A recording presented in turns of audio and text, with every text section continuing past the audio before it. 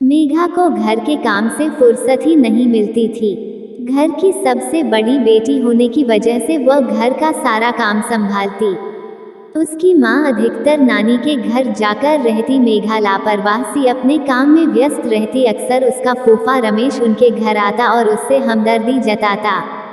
रमेश सरकारी विभाग में बड़े पद पर था और उसके पास उल्टा सीधा काफी पैसा था।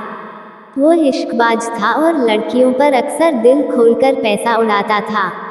मेघा के लिए भी वह कभी साड़ी तो कभी मेकअप का सामान लाकर देता रहता। मेघा को घर में इस सामान के बारे में कोई पूछता भी नहीं था कि उसके पास ये सब कहाँ से आ रहा है।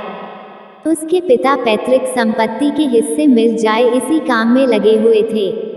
छोटी बेटियों पर वे ध्यान देते, लेकिन घर की बड़ी लड़की मेघा जैसे घर की काम वाली ही मानी जाती। उसे सिर्फ काम करने के लिए कहा जाता।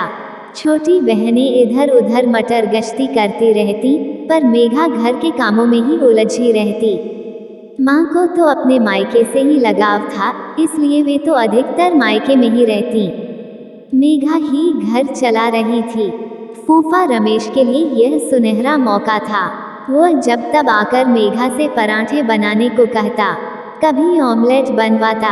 सामान वह खुद ही लेकर आता। अक्सर वह मेघा के आसपास ही मंडराता रहता। धीरे धीरे उसने मेघा को कभी कभार अपने फ्लैट पर बुलाना भी शुरू कर दिया। अक्सर जब मेघा की बुआ कहीं बाहर गई होती, तो वह मेघा को अपने फ्लैट पर बुला लेता और उसके साथ मौज मस्ती करता।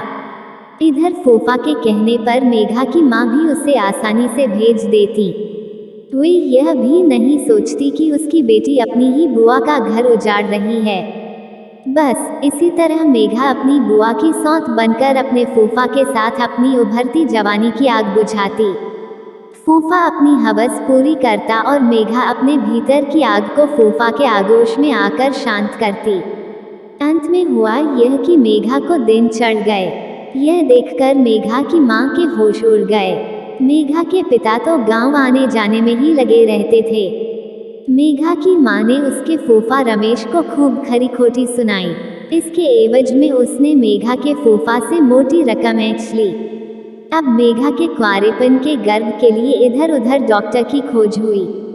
मेघा को बार बार उल्टी होती तो छोटी बहनें पूछती, इसे उबकाई क्यों आ रही हैं। आखिर मेघा की माँ ने अपनी भाभी के साथ जाकर शहर की निशा नर्स की शरण ली।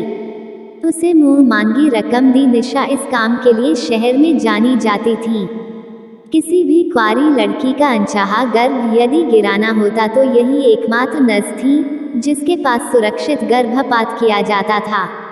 आखिर मेघा का गर्भ गिरा दिया गया, क्योंकि रमेश ने बहुत बड़ी रकम दी थी और निशा नर्स एक अनुभवी चिकित्सक थी। निशा के सहयोग से मेघा को उस नाजायज गर्भ से मुक्ति मिली।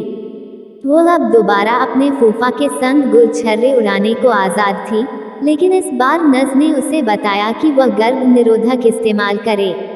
अधिकतर लड़कियां पहली बार इन सब बातों से अनजान रहती हैं। जवानी की धधकती आग में वे सब कुछ भूलकर अपना सर्वस्व रमेश जैसों के हाथों लुटा देने को तत्पर रहती हैं, जो कि गलत है।